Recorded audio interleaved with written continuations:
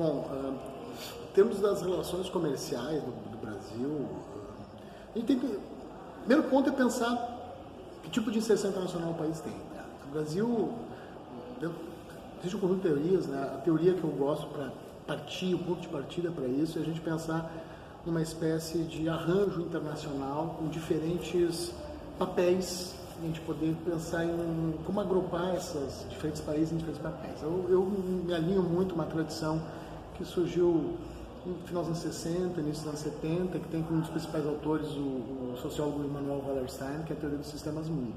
Não vou discutir a teoria dos sistemas mundo, mas recomendo muito a leitura. Mas o ponto que essa teoria indica é que a gente pode pensar no sistema capitalista internacional como dividido em três categorias, ou três grandes grupos de nações. A gente tem nações que seriam o centro do sistema, as nações centrais, basicamente que elas se industrializaram primeiro, tem uma condição privilegiada em termos de relações de troca que elas estabelecem com o resto do mundo. A gente tem as periferias, basicamente zonas mais pobres e que tradicionalmente se especializaram em exportação de produtos básicos e importação de produtos manufaturados e tecnologia. Essa, digamos, é a visão tradicional, né, centro-periferia. Mas uma inovação que essa abordagem do Sistemas Mundo coloca é a ideia de países que são semi-periferias. Países que detêm características que são, ao mesmo tempo, elementos do centro e elementos da periferia. O Brasil é um país que a gente pode pensar como um país semi-periférico. Ou seja, nós temos uma indústria pujante, grande, e a gente tem um setor de produção de bens primários também bastante relevante. É uma economia que tem as duas características, né?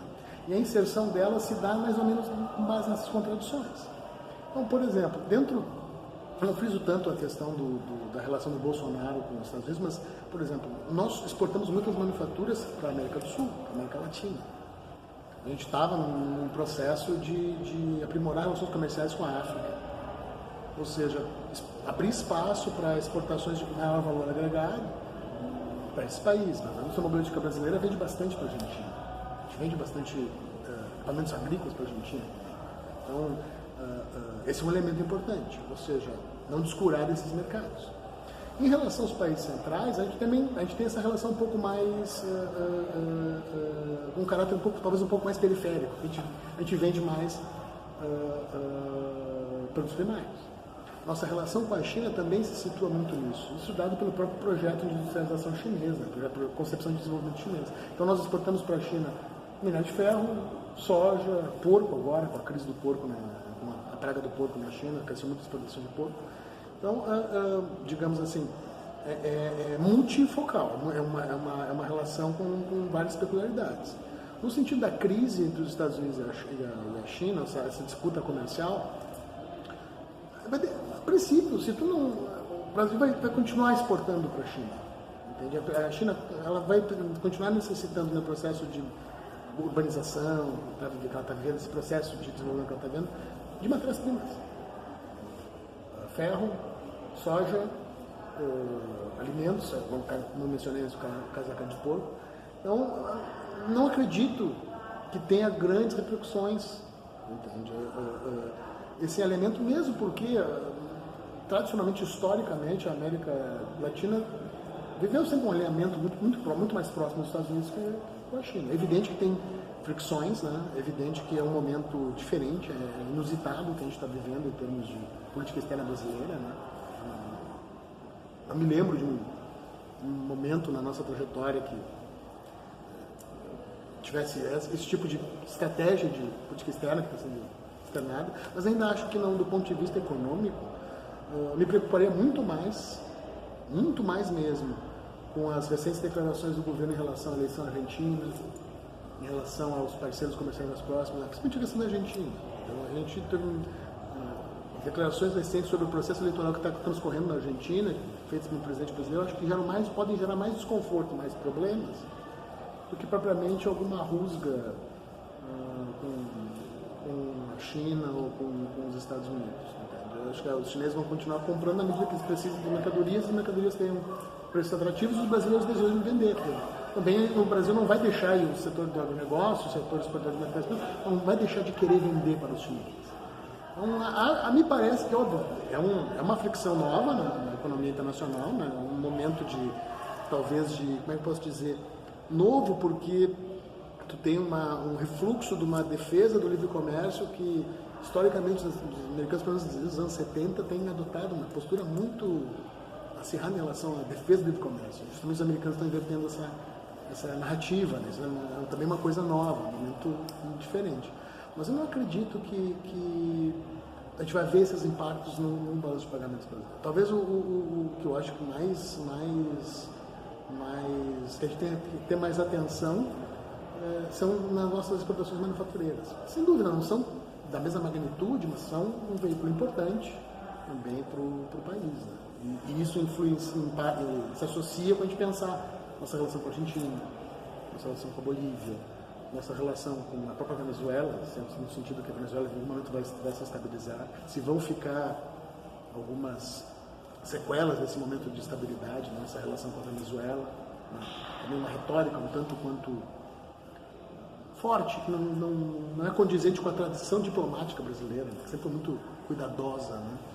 A gente teve esse ano uma retórica mais forte. Então, talvez o impacto maior não seja tanto para os bens primários, mas sim para os bens industriais. Talvez o impacto maior não seja nesse mundo mais comoditizado, mais de bens primários, mas seja mais nesse lado mais da manufatura.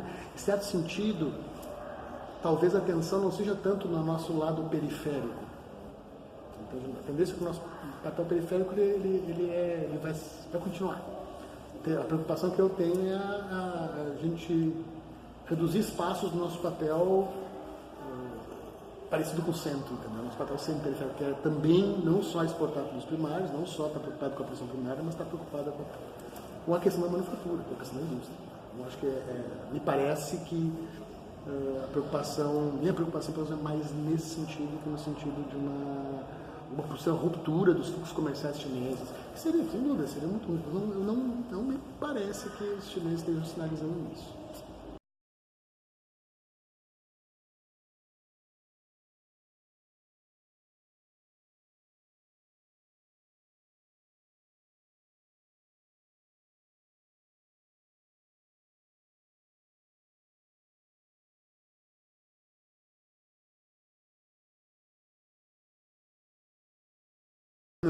Não.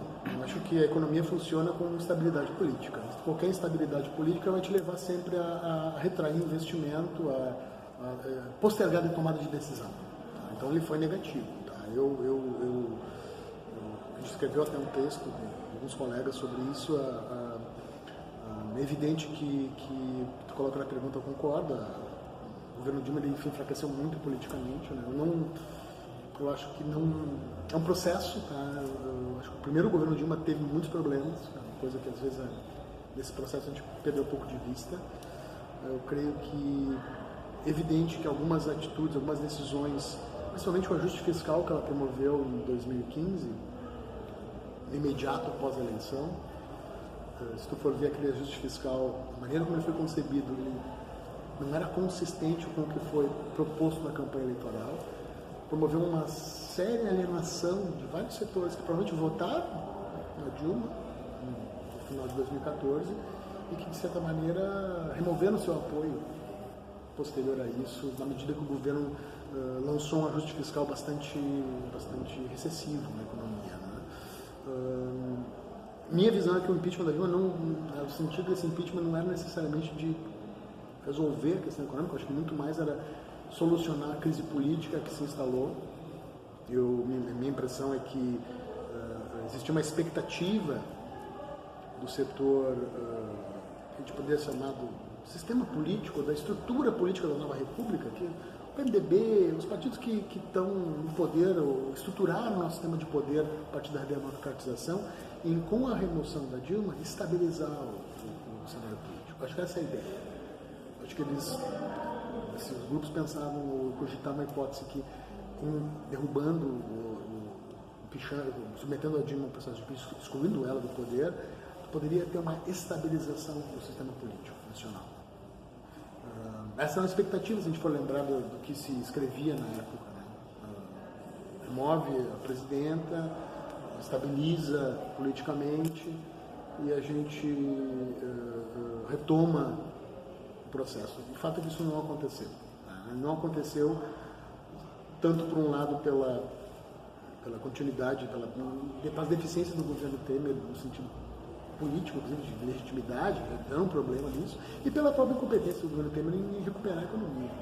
Então, se a gente for ver, o governo Temer, isso é interessante, mas na minha perspectiva, ele não promoveu uma ruptura com as tendências que o governo Dilma tinha sinalizado em 2015.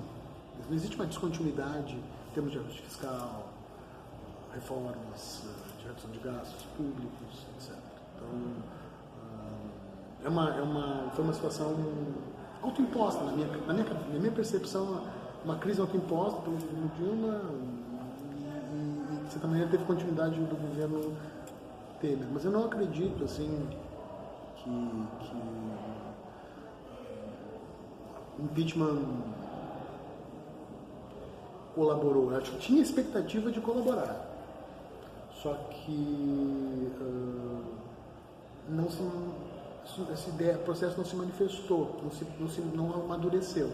Teve um momento, especialmente, talvez no primeiro período, logo no início do governo Temer, que poderia ter acontecido. Se o governo Temer tivesse sido um pouco mais pragmático, um pouco menos aferrado à austeridade, à ideia de contenção.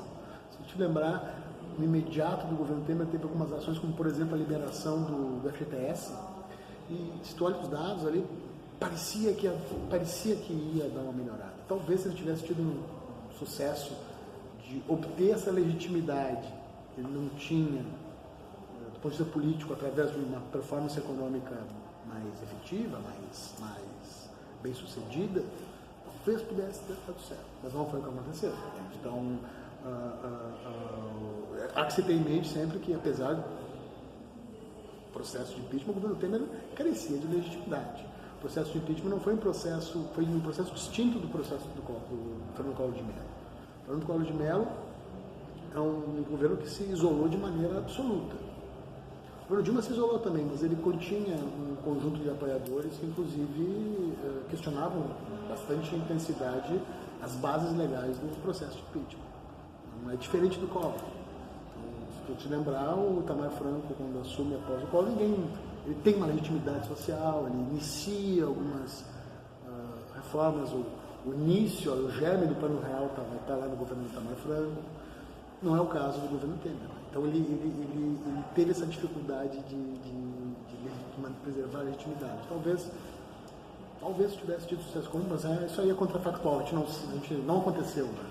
Então, mas eu não friso para ti.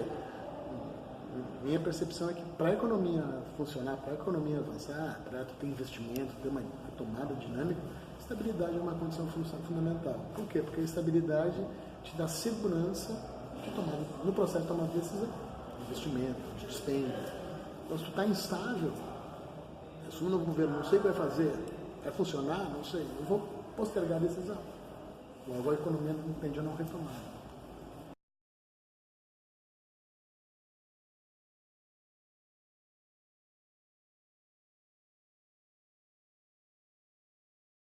Não vai ser benéfica para o crescimento do país, não tem nada a ver. Eu pessoalmente considero quase que um estelionato intelectual para associar a reforma da Previdência com o crescimento econômico. Por outro lado, existem alguns pontos, alguns elementos, a reforma da Previdência tem alguns elementos que eu considero positivo, outros não.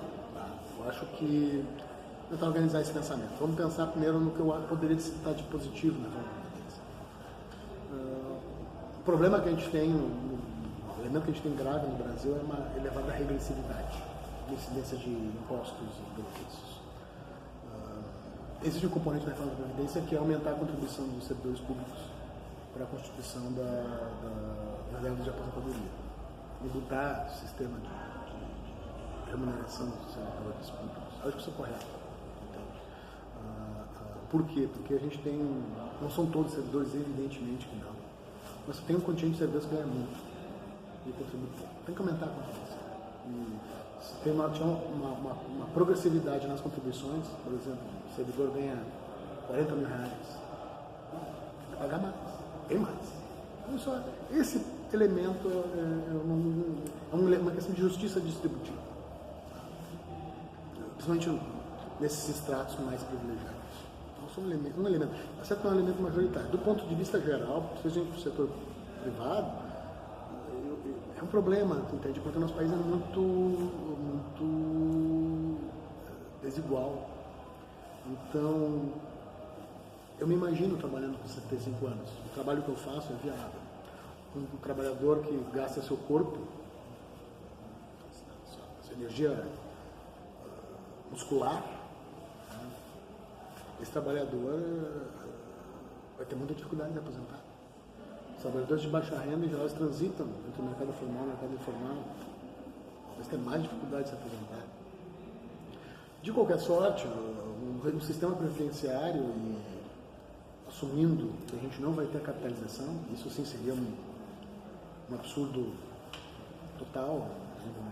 Os sistemas de capitalização tendem a fracassar, principalmente em países pobres, no caso do sistema chileno, está em crise atualmente. O regime previdenciário é uma questão também de disputa intergeracional, distributiva, né? Porque quem está na ativa paga, quem está aposentado. E a gente tem uma mudança de padrão demográfico muito acentuada. Gosto sempre de pegar exemplos pessoais, né? Talvez generalizar, não sei se é generalizável, mas eu sou uma família que tem 3 irmãos. Tá? Então, tinha meus 2 pais, tiveram uma prole de 3 filhos. 2 para 3. Eu não tenho filhos, eu tenho 2 irmãs. Uma irmã tem 1 filho e minha outra irmã tem 2 filhos. Então, de 3, mais os 3 parceiros, a esposa, os maridos e as irmãs, somos 6. Desses 6 virou 3. Aqueles 2 tinham gerado os mesmos 3. Ou seja, no futuro, a tendência é ter uma distinção, uma diferente composição demográfica. Então, a gente tem que... É respeitável discutir isso.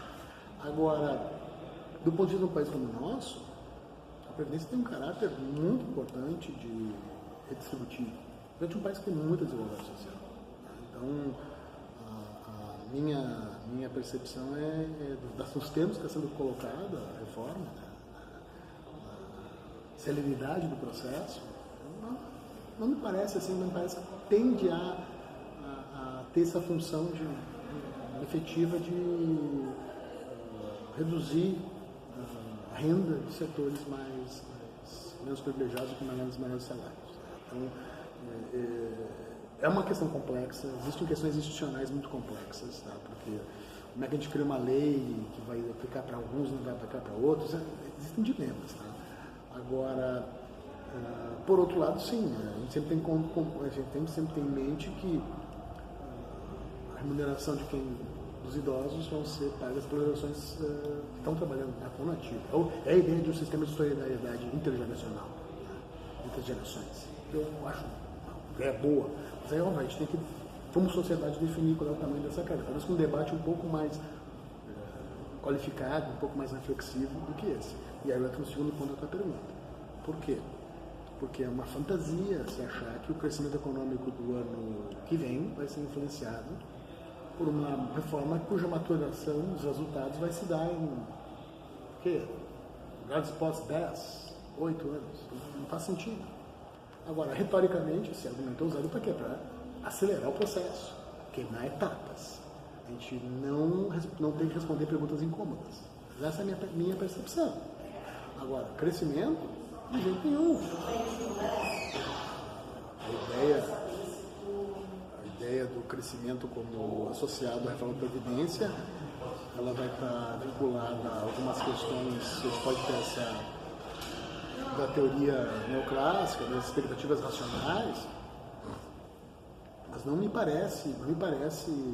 vejo consistência na ideia que a reforma vá produzir efeitos, na medida que hoje em dia, tu olha os dados do IBGE, tu tem 25% da mão de obra desempregada ou subutilizada. Então, quem é que vai investir com capacidade instalada ociosa? Não é racional.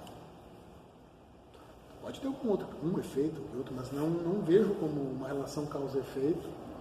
Eu acho que é um argumento retórico para essa discussão. E, na minha concepção, a discussão de fundo é distributiva. Por quê? Porque reduzindo o desembolso com a receita, tende a evitar aumentos de impostos ou liberar mais o orçamento público para assegurar a remuneração dos portadores de títulos públicos. Eu reduzo a carga do desembolso do Estado nessas pensões e pagamentos. Né? Então, isso é uma questão que se coloca. Como eu te falei, com cuidado, porque existem elementos regressivos no nosso sistema previdenciário, principalmente no setor público. Tem elementos regressivos, então também mera defesa do sistema como ele está dado não é simples, entende? Agora, a gente tem que ter em mente, tem que ter cuidados em relação ao que está sendo analisado. O que está sendo colocado na mídia não faz sentido nenhum, né? É equivocado por causa disso. Tem que ter uma ação efetiva para recuperar o crescimento, para reduzir o nível de administração da capacidade instalada ocioso da economia. Isso é o primeiro passo para ter uma retomada de crescimento, uma retomada dos empregos, etc. Não vai ser a reforma da Previdência que vai agendar. Agora, tem um detalhe retórico político, que eu acho que seria uma solução para o governo Bolsonaro no contexto da reforma da Previdência. Não é ela em si, mas é retoricamente tu aprovar a reforma da Previdência. E tu simplesmente diz, resolvemos o problema fiscal. E aí tu poderia, por exemplo, no caso de alguma forma de pensar que o governo é um pouco mais realista e menos, como eu posso dizer, menos estritamente vinculado a questões ideológicas. Eu poderia, através da reforma da Previdência, e argumentando que solucionou a questão fiscal, eliminar a PEC, ou modificar a PEC. Com uma modificação da PEC, aumentando os gastos, talvez retomar mais rapidamente o nível de atividade econômica e, retoricamente, informar que foi a reforma da Previdência. Mas não necessariamente que existe algum mecanismo de transmissão da reforma para o crescimento. Mas, politicamente, retoricamente, eu posso dizer que eu fiz a reforma, abri espaço fiscal, modifico a PEC e agora eu gasto mais na economia cresce. Eu acho que essa é uma alternativa para o governo Bolsonaro, inclusive, se viabilizar no curto prazo.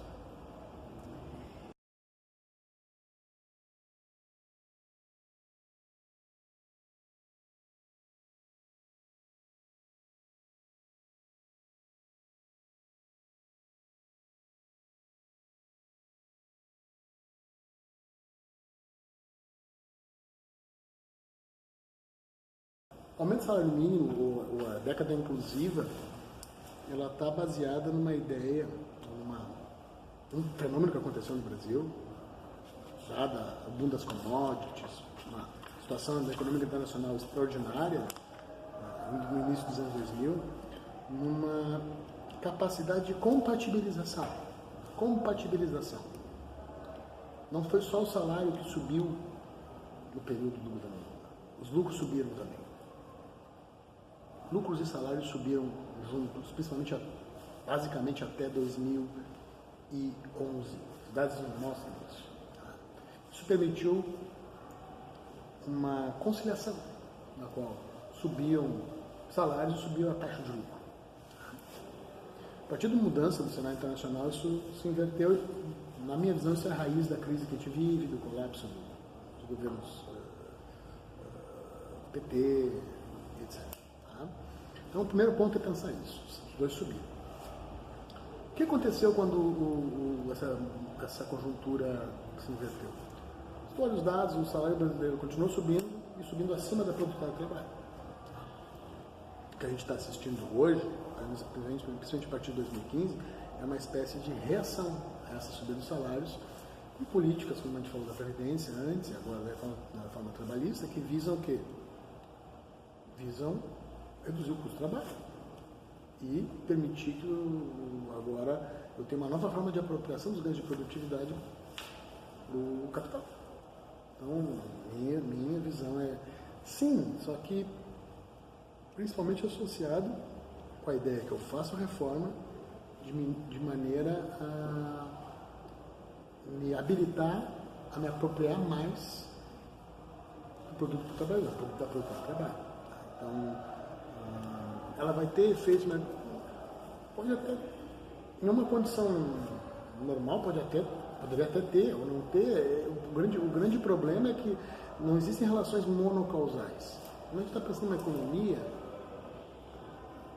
a economia não é nem tridimensional, ela é multidimensional. Tu tem centenas de variáveis atuando ao mesmo tempo. Então, isso explica para nós por que foi vendido, que a reforma trabalhista ia aumentar o emprego não aumentou, né? É só um resultado objetivo. Tá? Agora, sem dúvida, gera mais flexibilidade. Né? É mais fácil contratar, mais fácil demitir, mais fácil ter part-times, mais fácil ter trabalho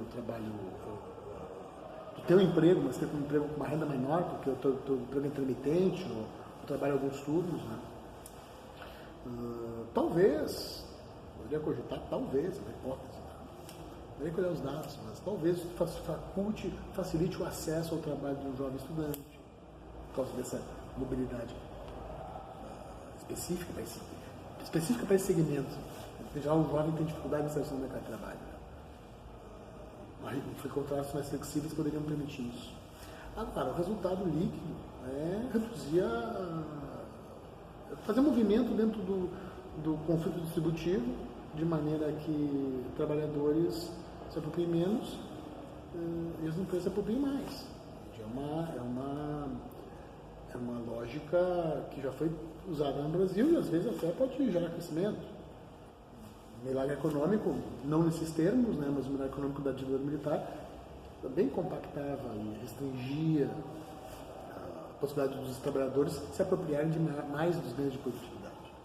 Então, me parece que a situação é essa. Agora, não é porque tu vai ter reforma que tu não pode não ter crescimento. É possível crescer. É possível crescer, é possível ter sucesso. Em que medida? Na medida que pode ter situações, dada a política cíclica, dado o contexto internacional, na qual o salário unitário caia, é o salário de um trabalhador, mas a folha de pagamento cresce, aumentando a quantidade de empregados. Isso depende de políticas estratégicas que o governo vai adotar. Então, do ponto de vista geral, sim, a reforma trabalhista tende a reduzir ganhos.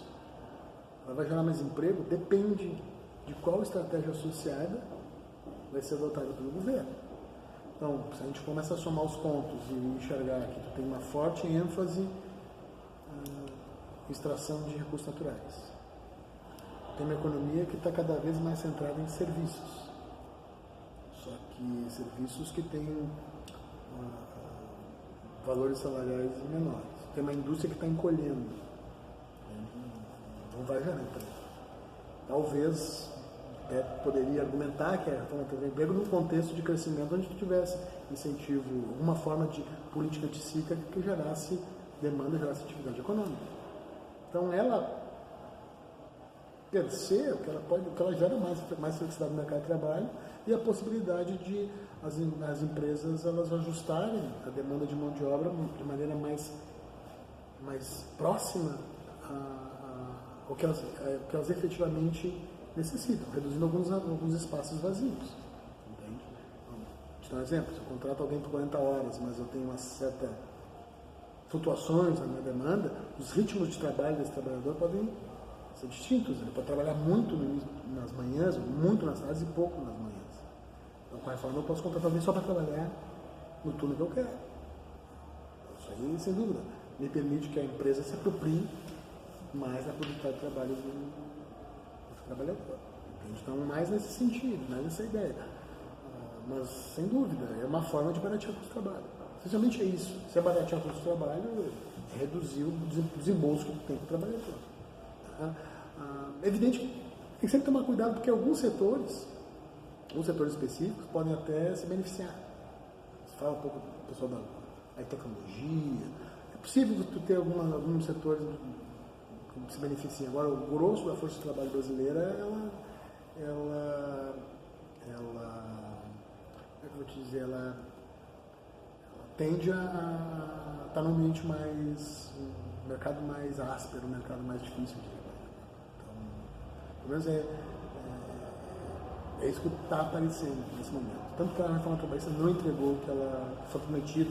Se tu lê os jornais, tu vê visivelmente que não, a promessa era o que efetivamente a gente observa no mercado de trabalho é justamente o contrário. Né? Porque sozinho, nada sozinho vai ter efeito. A maior ingenuidade que pode ter na minha concepção, né, a análise da economia, e a gente vê isso nos jornais, é ter relações monocausais. X causa Y. Não. A economia é um ambiente que tem centenas de...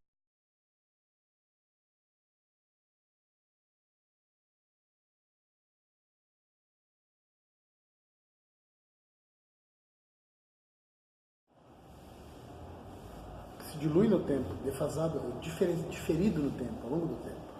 A situação do emprego é uma situação conjuntural imediata. O que pode acontecer é aquilo que eu já te mencionei. Eu posso ter reforma, a partir da reforma, eu uso ela como ferramenta retórica que me permite tomar medidas anticíclicas. A primeira e fundamental seria modificar a PEC do gás. E com isso, tu ter a possibilidade de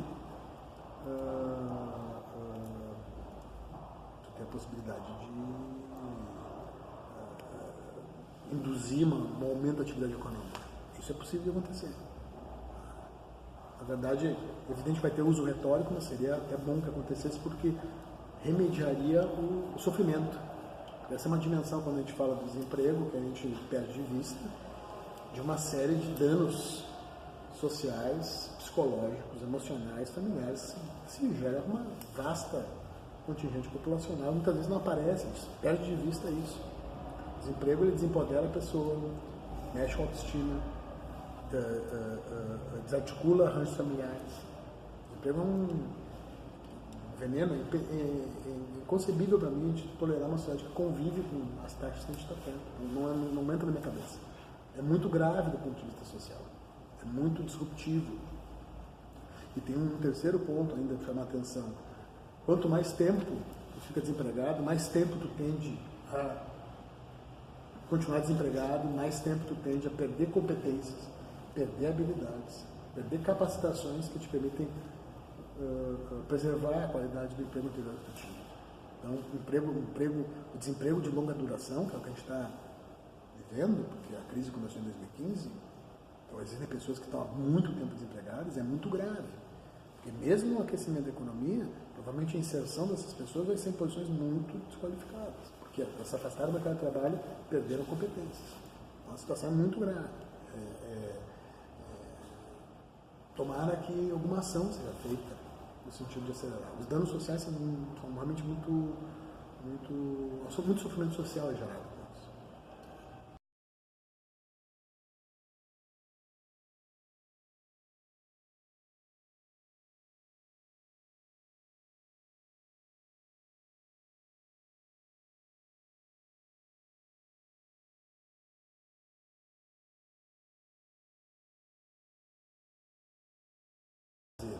A meta de inflação funciona, elas controlam a inflação. A inflação está em patamares controlados, é um instrumento eficaz para controlar a inflação. A grande questão é o custo associado a esse controle. Por quê? Porque o instrumento utilizado, que é a taxa de juros, ele tende a inibir o nível de atividade econômica. Então, o que eu vejo assim, qual é a questão? A questão é qual é o foco, o mandato do Banco Central. Nos Estados Unidos, tu vai olhar o mandato do Banco Central, os Estados Unidos tem um mandato duplo. Ele tem que controlar os preços e preservar a taxa de emprego. Aqui no Brasil, não é esse o mandato. O mandato é só manter a inflação na meta. Eu acho que teria que reavaliar algumas questões associadas principalmente a nível de atividade. É muito complexo tu forçar uma restrição do nível de atividade, principalmente quando tu tem as causas da inflação são distintas às vezes. Às vezes tu pode ter situações de inflação de demanda, ou seja, eu tenho mais atividade econômica, capacidade produtiva, mais demanda de capacidade produtiva, e isso gera uma pressão dos preços. Isso é uma situação. Agora, tem situações associadas a choques de custo, que não estão associadas à demanda. Por exemplo, se tu tiver agora na hipótese de um conflito do Irã com os Estados Unidos no Golfo Pérsico e que fecha o Estreito de Hormuz, que é o principal escoador do petróleo dos Emirados Árabes e daquela região do Iraque. Tá? Bom, o petróleo vai subir. Esse preço da energia vai subir. Esse preço da energia mais alto vai ser transmitido para os preços. Aí tu usa o juro, que é uma ferramenta que comprime a demanda. Tu vai usar uma dose de remédio ainda mais agressiva que a doença. Pode matar o paciente com remédio. Então, são questões, entende? O regime de metas, ele foi bem sucedido também em se articular com, digamos, com o estágio do capitalismo que a gente vive, entende?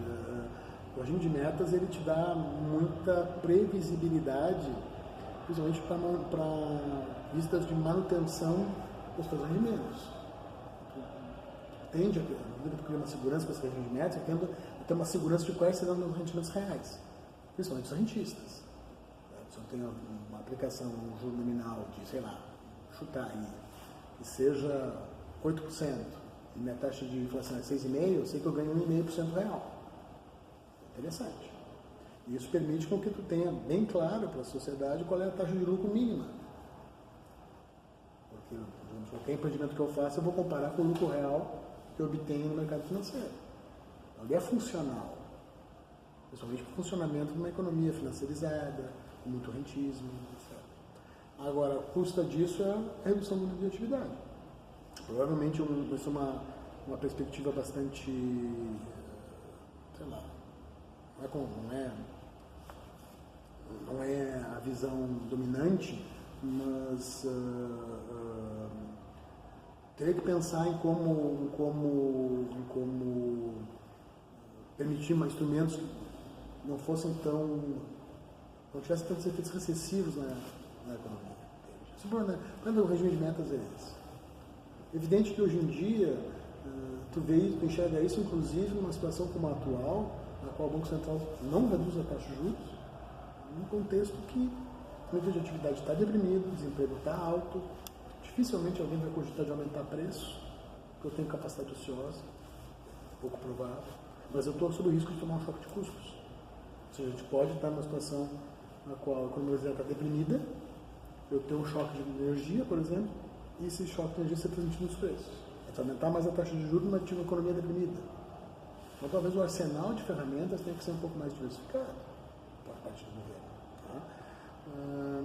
Mas, de fato, isso é uma coisa, isso é real, ele foi bem sucedido no combate à inflação, e sem dúvida, principalmente dado a memória inflacionária, e vocês são jovens, né? Vocês não viveram, eu vivi, era outro mundo, tu deve ver. Era outro mundo, era uma loucura viver numa taxa de inflação de 40% ao mês, 200% ao ano, 300% ao ano, 500% ao ano, uma coisa desarranjada na sociedade. A inflação, sim, ela é regressiva. Sim, a inflação é alta, a inflação elevada, ela pune o mais pobre, sem dúvida. Então é evidente que tu tem que ter uma gestão que te gere uma taxa de inflação minimamente adequada, no sentido de não deprimir a atividade econômica, combate a inflação que deprime a atividade econômica, e não, por outro lado, não permitir efeitos muito regressivos.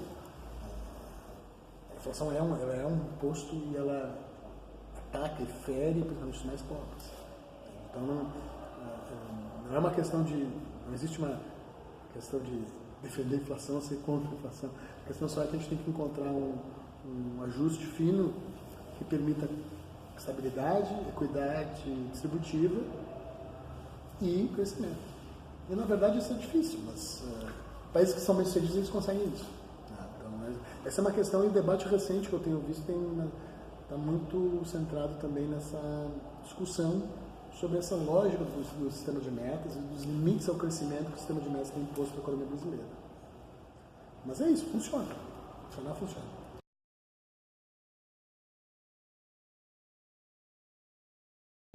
Tu tem uma tese. Tu tem um autor pós-keynesiano que é o Raymond Minsky, que ele é usado por alguns autores aqui no Brasil para explicar a crise brasileira com base na crise de endividamento. Tá? Não é a minha visão que eu tenho, mas tem uma literatura que discute isso. Se as crises teriam, digamos, se um excesso de crédito ou se crédito muito solto teria isso. Tem algumas coisas importantes para considerar. A primeira é que tu tem vários diferentes tipos de crédito. Né? Tem, digamos, crédito para investimento, BNDES, recursos direcionados, é uma coisa. E outra coisa é o crédito de consumo. No caso do crédito de consumo, que eu acho que é o foco, né? O que aconteceu? A primeira coisa, tu integrou um conjunto de pessoas para o sistema financeiro que estavam excluídas. Tá? Por quê? Através de como? Temos uma reforma institucional, que é o consignado em folha. O consignado em folha, ele é uma transformação institucional que se articulou com esse processo de melhoria da renda das camadas mais pobres. Facultou o acesso dessas camadas a crédito bancário. Num certo sentido, foi bastante positivo, que ativou a economia. O consumo de bens semiduráveis, duráveis, automóveis. Foi um processo virtuoso e positivo. O que acontece, ou talvez o grande dilema, não seja de tu expandir o crédito, mas seja quando tu tem crise, quem está carregando dívida tem um grave problema. Porque na medida que o teu fluxo de renda sofre um corte, sofre um truncamento, tu tem um passivo que tu tem que de alguma forma pagar. Se tu não mantém o serviço da dívida, aí tu tem um problema grave. Então, digamos assim, a expansão do crédito afetou mais as empresas, mas também afetou as pessoas. Por quê? Porque na medida que eu fiquei inadimplente, eu não tenho acesso ao novo crédito e eu travo esse processo como um veículo para estimular a demanda. Isso é a atividade econômica. Agora, dado a taxa de juros que é cobrada e os mecanismos institucionais para o crédito pessoal, para o crédito para consumo, né, não me parece que tenha sido uma fonte de crise. É evidente que tu tem um choque, tu tem uma dimensão que às vezes a gente perde de vista, que é o fato de tu estar excluído do processo de consumo e tu ter a possibilidade de te incluir nele, e muitas vezes tu te sujeitar a condições de financiamento que são absurdas, com taxas de juros muito altas, custo de financiamento muito alto, para poder ter acesso a um bem de consumo que antes é impossível para te ter. Né? Mas, no sentido, eu comento, se tu imaginar uma família que nunca tenha tido uma máquina de lavar e que lava suas próprias roupas, imagina o que é para aquela família ter acesso a uma máquina de lavar agora. Imagina o que é a economia de trabalho braçal humano, muscular, uma família que nunca teve acesso a esse tipo de bem. Vai dizer que é um erro a família ter acesso a uma máquina de lavar? Não pode afirmar uma coisa dessas. É um avanço social positivo. Agora, é evidente, tu tens um movimento que o crédito foi importante, foi uma maneira de integrar essa população no mercado de consumo, bancarizou essa população. Agora, o que o crédito, o que melhor dizendo, que essa carga de dívida acarreta é que ela dificulta a recuperação. Em certo sentido, propostas que emergiram no ano passado, no processo eleitoral, de viabilizar algumas estruturas de recuperação desses passivos, de reestruturar dívidas familiares, são propostas que deveriam ser consideradas. Sabe? Não sei se nos termos que foram propostos, acho que foi o candidato Ciro Gomes que propôs, mas não é uma ideia ruim. Teria que pensar como fazer, mas para tu reinserir essas pessoas no circuito crédito. E o que aconteceu? A gente estava falando lá do FGTS, no governo Temer. Uma das ações do FGTS foi saldar dívidas. As famílias saldaram a dívida para voltar ao mercado de crédito. Então, isso é um dilema relevante. O crédito, a meu ver, digamos, a associação crédito-crise que a gente pode fazer é muito mais centrada na ideia do endividamento das empresas. Tá? Essa dimensão existe. As empresas se endividaram muito, as empresas tomaram decisões de investimento, e com a desaceleração da economia, tu tem um problema de balanço nas empresas. O endividamento subiu bastante nas empresas brasileiras. E alguns autores apontam isso como uma causa também para restringir os investimentos. solucionar a situação dos balanços. Então, isso mas não é uma coisa é um investimento empresarial, outra coisa é um investimento para consumo, ou os empréstimos empresariais e os empréstimos de consumo. Então é um outro lado. Não me parece, assim, eu não tenho essa visão, eu não vejo assim. Eu acho que o acesso ao crédito significa acesso a bens de consumo. E, em geral, as pessoas são racionais, vão consumir o que elas mais precisam. E, em geral, o que a gente observa é que as famílias que antes eram excluídas, os domicílios que eram excluídos desse setor, o que eles fizeram? Eles foram consumir os bens de consumo que melhoram a qualidade de vida delas. Não mencionei. Friso, isso é uma coisa importante. Uma família que não tem máquina de lavar, tem máquina de lavar, é uma revolução. Uma família que pode trocar uma geladeira melhor. Uma família que pode comprar um celular. Poxa, isso não pode ser crise. Na minha concepção, não entende. Isso aí é a gente melhorar, a possibilidade de melhora das condições materiais de vida da população.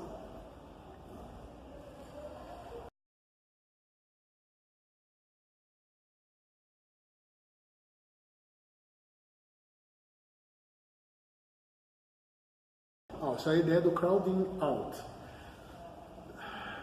Depende, acho que não, no geral não, mas pode ter situações que sim. Tá?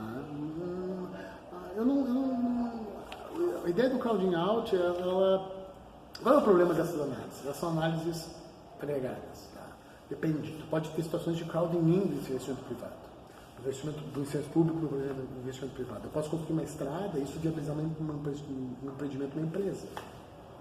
Ou seja, o investimento público puxou o investimento privado, então não tinha infraestrutura. O investimento público depende do investimento, e sempre depende do investimento que a gente vai fazer. Qual é o investimento que a gente vai fazer? A gente vai construir assim, e aí eu sou muito crítico, tá? Muito crítico. Se a gente construir estádios de futebol, bom, qual é o resultado? Qual é o crowding in do investimento privado? Fazer uma loja para vender sorvete. Agora, se eu botar infraestrutura em estradas, por exemplo, se eu melhorar a mobilidade urbana, e fizer metrô na cidade, é melhor eu vou fazer um estádio ou fazer um metrô? Então, eu não me posiciono assim, tanto estado positivo, estado negativo, estado negativo, estado positivo. A questão é qual o investimento que a gente está falando. Então, talvez um programa de investimentos em estádios, talvez não precisasse ter sido feito. Poderia seguir um modelo parecido com o da Arena, o Grêmio, parcerias privadas. Talvez tenha deslocado mesmo esse tipo de investimento, poderia ser rentável, não sei. Agora, existem investimentos públicos que são importantes. A taxa de investimento no Brasil caiu muito, demais. Tem recuperação com essa taxa de investimento público. Ok, estrada, porto, escola, delegacia, infraestrutura em geral. A infraestrutura brasileira é muito ruim. É inconcebível, por exemplo, o trânsito de Porto Alegre, ou penso uma cidade do tamanho de Porto Alegre, como qualquer outro país do mundo tem mínimo alguma outra linha de metrô. Por quê? Para não ter filas de ônibus que são irracionais do ponto de vista econômico. E são atividades que geram encadeamentos positivos, estimulam o próprio investimento privado ao fornecer uma boa infraestrutura, né? Então, fazer uma estrada. O caso aqui no Rio Grande do Sul tem o caso clássico da estrada que liga Gravataí a Viamão. A estrada está há anos, não sai, não acontece, ligando cidades importantes com atividades econômicas relevantes, ferrovias ligando o interior do país para escoar a produção de soja de maneira mais eficiente. São investimentos bastante importantes para o setor público fazer. Então, qual investimento, na minha concepção, é uma questão bastante importante. Que tipo de desembolso? Por quê? Porque uma coisa é o investimento público gerar efeito de demanda imediato. Então, qualquer coisa que construir vai gerar demanda do setor público, né? Eu vou contratar pessoas, etc. Outra coisa é qual o resultado desse investimento para os ciclos produtivos subsequentes, os períodos futuros. Né? Friso para ti, uma estrada geraria muito mais efeito, talvez estimulando o investimento privado posterior, do que o estádio de futebol. Então, qual o investimento? Isso é uma questão que às vezes a gente se perde um pouco de vista. É evidente que é necessário investimento. É necessário. principalmente em infraestrutura, talvez em algumas outras atividades complementares à iniciativa privada, questão da saúde, hospitais, infraestrutura hospitalar. Tem uma série de possibilidades de investimento público relevantes para a gente pensar. Então, não acredito que ele ocorra um crowding out, não acredito que ele exclua. Agora, existem situações nas quais o investimento público tem que ser racionalizado e pensado em diferentes alternativas. Então, talvez tenha setores que o setor público não deva investir mesmo. Tem outros que ele tem que investir. Vou dar outro exemplo de investimento efeito, não existe crowding out, não vai existir crowding out em prisão. O sistema prisional norte-americano que é privatizado não funciona, é ruim, é ineficiente. Presídio é uma questão, presídios civilizados, né? Presídios minimamente não medievais. Né? No Brasil, o nosso sistema prisional é medieval, sistema do século XIV. Precisa disso. Quem vai fazer? Investimento público. Escola tendo pedaço, escolas deterioradas, investimento público. E aí tem outras questões também, que é a diferença entre os entes federais, os entes estatais que investem. O investimento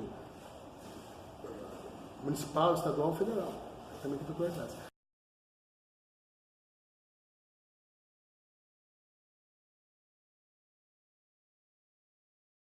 Eu reitero que o investimento público, na minha concepção, é relevante. Agora, a sociedade tem que definir quais são as prioridades de investimento público que ela vai ter. É uma escolha que a sociedade tem que fazer. Tipo de investimento público. Por exemplo, tem outros que eu não mencionei. Porta-aviões, armamento do exército, é um investimento público. Pode ser relevante, pode não ser. Nós, como sociedade, temos que definir. Agora, o ponto só que eu gostaria de chamar a atenção é que a gente não pode eliminar o investimento público e ter a ilusão que o investimento privado vai cobrir o investimento público. Não vai. Principalmente em setores e em áreas nas quais existem problemas de apropriação desses ganhos. Existem investimentos públicos que geram externalidades que não são apropriadas pelo setor privado. Então a gente tem que ter investimento público. O movimento que a gente está vendo no resto do mundo hoje em dia é de intensificação de essas ações de investimento público, ênfase em ações estatais, reestatização de alguns serviços. Tá? De novo, a gente não pode ter uma postura... vou dizer qual é o termo que eu posso usar, religiosa, a postura de uma crença extrema em uma ou outra coisa. Tem que ser pragmático. A gente tem elementos que o Estado tem que fazer, ele deve fazer e que ele faça. Elementos que talvez não sejam relevantes para o Estado fazer, que o Estado não faça, que a iniciativa privada faça.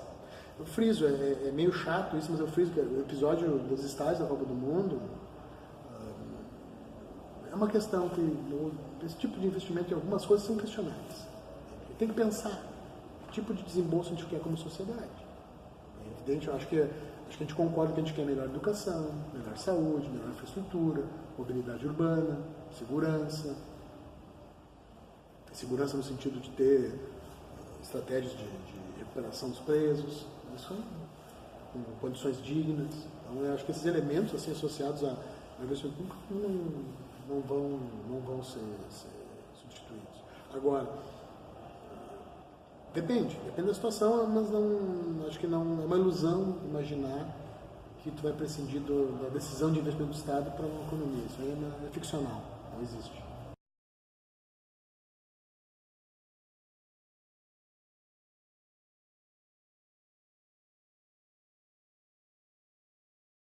Se ela for progressiva, ela vai ser isso. E sim, acho que ainda uma questão, digamos, depende de como é que tu gasta, né? Na verdade, tu não distribui, a distribuição de renda não vai estar associada de como eu recolho, ou de como eu desembolso. Eu posso ter um regime extremamente regressivo de impostos, no qual eu puno muito os de baixa renda, mas eu transfiro os de baixa renda. Então, a ideia seria a seguinte, a da reforma fiscal, tá? Se vai ser distributivo ou não depende de outras questões, de políticas que o governo vai fazer com esse recurso. Agora sim, o regime fiscal tem que ser mais progressivo, quem paga mais, quem ganha mais tem que pagar mais. Ponto. São questões assim triviais, no Brasil não tem problemas, entende? Então, é inadmissível que tu tenha algumas isenções fiscais para setores de lucro, por exemplo. Lucro não ser tributado. Uma pessoa física recebe. Isso é equivocado. Assim como é problemática a situação dos impostos estaduais. Agora, é fácil dizer progressivo, agora como a gente constrói isso aí é uma questão bem complexa, tá? Porque tu tem, de novo, tu tem as várias esferas de atuação do setor público, municipal, estadual e federal. Tu tem arranjos diferentes nos quais não só afetam as pessoas, mas como os entes federativos vão repartir a receita fiscal. Se tu olhar os estados, a gente tem um problema grave nos estados que constitui o seguinte: os estados eles arrecadam majoritariamente ICMS, Imposto de Circulação de Mercadorias e Serviços, basicamente sobre impostos sobre mercadorias. Os municípios arrecadam impostos sobre serviços, ISS. Nota que a gente está passando por um momento de mudança estrutural da economia. Cada vez mais a gente tem menos mercadorias e tem mais serviços. Isso está afetando a arrecadação dos estados. Então a gente tem que reconceber a maneira como a gente vai tributar e reconceber junto com isso a própria maneira como a gente distribui os recursos entre os entes federados. Isso é complexo. Isso é um dilema. Tá? Isso é uma questão muito complexa. Tu nota que existe uma certa restrição à reforma tributária em função, inclusive, dos estados. Alguns estados podem ser mais penalizados que outros. Entende? Então, existem restrições dos entes federados em relação a uma reforma fiscal, da reforma tributária. Tá? Agora, sem dúvida, a gente tem que ter alíquotas maiores de imposto de renda, a gente tem que tributar a riqueza, não só a renda. Não, isso aí eu não na minha, principalmente num país pobre, como a gente comentou antes, que tem carência de investimento público, tem que ser financiado. E nota uma coisa, isso é uma coisa que pouca gente se dá conta. Por que a gente precisa financiar? Porque não é só investimento. Cada investimento que tu faz, junto, tu aumenta o custeio. Então, se eu construir um hospital público, bom, meu dispêndio não encerra quando eu construir o hospital, né? Eu vou ter que botar o médico, vou ter que botar a enfermeira, vou ter que pagar a luz, vou ter custeio associado a isso. Então, como fazer isso de maneira saudável? É necessário fazer uma reforma fiscal, é necessário aprimorar. Eu queria colocar mais uma coisa, que também tem que ser dita, também, dizer as coisas, né? A porcentagem do setor público, por exemplo, é muito baixa. Então, a gente fala muitas vezes nessa polaridade, mais ou menos recursos para o Estado. Acho que o Estado tem um papel relevante e importante a desempenhar na economia. Agora, no caso da nossa sociedade, a gente tem que pensar seriamente em melhorar a produtividade do Estado. Melhorar a qualidade do trabalho que o Estado faz. Melhorar a performance dos servidores. Não no sentido de punir os servidores ou de vilanizar eles, não estou dizendo isso. Mas eles trabalham melhor, de maneira mais produtiva, mais tecnologia, mais capacidade de um servidor produzir mais bens públicos para a população. Esse é um dilema que a gente tem. Porque como o nosso debate está muito centrado em ou acaba com o Estado e a oposição disso é manter o que tem, a gente não se dá conta que o desafio qual é? Não é manter o Estado que tem, nem acaba com isso, mas é qualificar ele, avançar. O debate não está centrado nisso. O debate está centrado em destrói ou mantém o que tem. Teria que ser um patamar superior, mais produtividade, mais eficiência. Por exemplo, tu vai em alguns serviços públicos, experiência muito comum, né? Nas várias esferas, é demorado, é ineficiente, a informação é confusa, vai e volta, tem burocracia. Junto com isso, a questão tributária que tu te refere, além da questão de progressivismo, de tu realmente fazer com que quem ganha mais pague mais, a questão relevante da reforma tributária, também às vezes passa batido, é a questão do custo de transação para arrecadar os impostos. Ou seja, a reforma tributária também é racionalizar.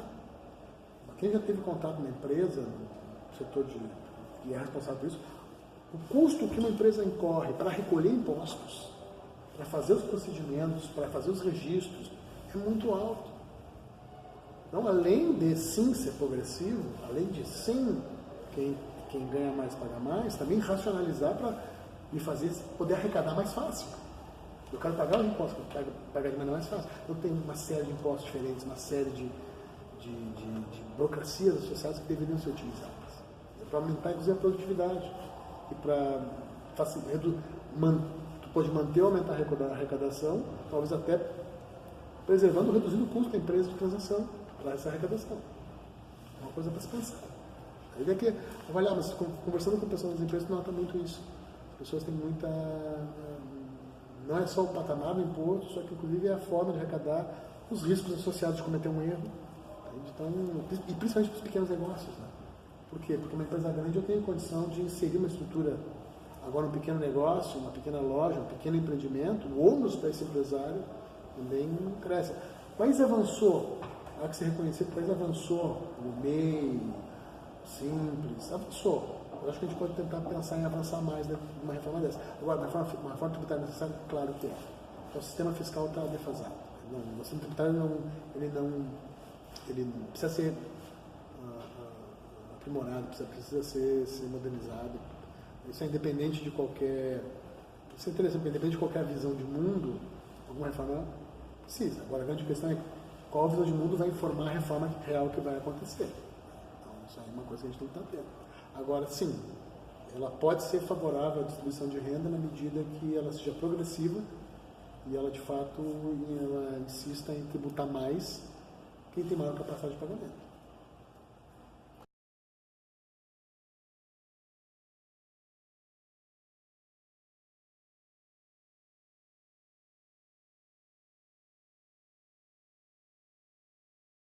Isso aí é um dilema gigantesco, tá? Isso aí é uma coisa que assim, é uma popularidade brasileira.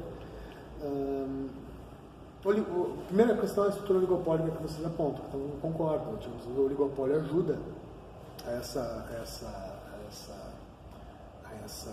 manutenção de altos spreads. Tá? Acho que ocorreu uma tentativa de jogar para baixo os spreads, aí é muito interessante porque no governo Dilma se tentou usar os bancos públicos, Caixa e BB, para reduzir os spreads. Não foi bem sucedido, isso é interessante. Tá? Os bancos optaram por não emprestar. Isso implicou que o Banco do Brasil e a Caixa Federal aumentaram o share de mercado. Com a crise, eles devolveram esse share de mercado para o setor privado, mas, de fato, não foi... Interessante pensar, não foi por aí, né? Não foi por esse canal, apenas naquela conjuntura, talvez tivesse tido mais tempo, difícil dizer, né? Mas não aconteceu. Então, é uma situação muito complicada. Eu creio que tem umas questões de regulação importantes. Nesse aspecto, assim, eu sou meio fora da curva, eu acho que o setor bancário tem que ser muito mais regulado. Tem que ser mais regulado. Tem que pensar em alguma forma de indução, talvez exógena, de redução desses spreads. O argumento dos bancos sempre vai ser do risco, e sim, existe o risco. Né? Existe a risco de imprensa. Os bancos, tem que sempre olhar o balanço, né? Os bancos brasileiros têm uma interessante provisão para crédito de liquidação duvidosa, porque, dada a inadimplência, eu tenho que usar modelos estatísticos para criar uma reserva, que eu vou jogar esse custo, essa reserva no preço do empréstimo que eu faço, para fazer frente à inadimplência.